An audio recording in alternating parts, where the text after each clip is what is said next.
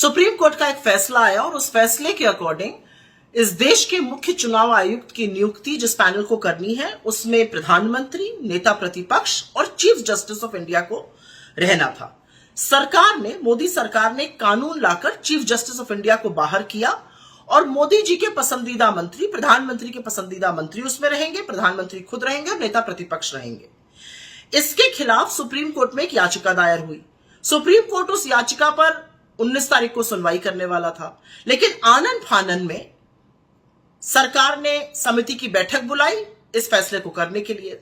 समिति की बैठक में राहुल गांधी जी जो नेता प्रतिपक्ष हैं, उन्होंने मुस्तैदी से कहा कि क्योंकि सुप्रीम कोर्ट इस मामले की सुनवाई करने जा रहा है, हमें उसका इंतजार करना चाहिए और इस बैठक को लंबित कर देना चाहिए, स्थगित कर देना चाहिए।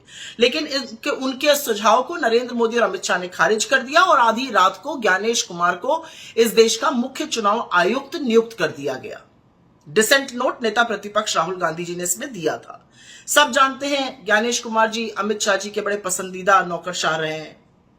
सवाल एक है, असल में सवाल दो हैं, और सवाल यह है कि ऐसी क्या जल्दी थी? अगर सुप्रीम कोर्ट इस मामले को सुन रहा था तो उसकी सुनवाई हो जाने देते, फिर नियुक्ति करते।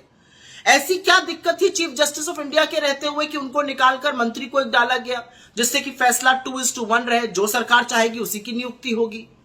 और तीसरी सबसे बड़ी बात यह है कि chief justice of India CBI director की नियुक्ति वाले पैनल में रहेगा, लेकिन चीफ इलेक्शन कमीशन या इलेक्शन कमीशन के पैनल में नहीं रहेगा।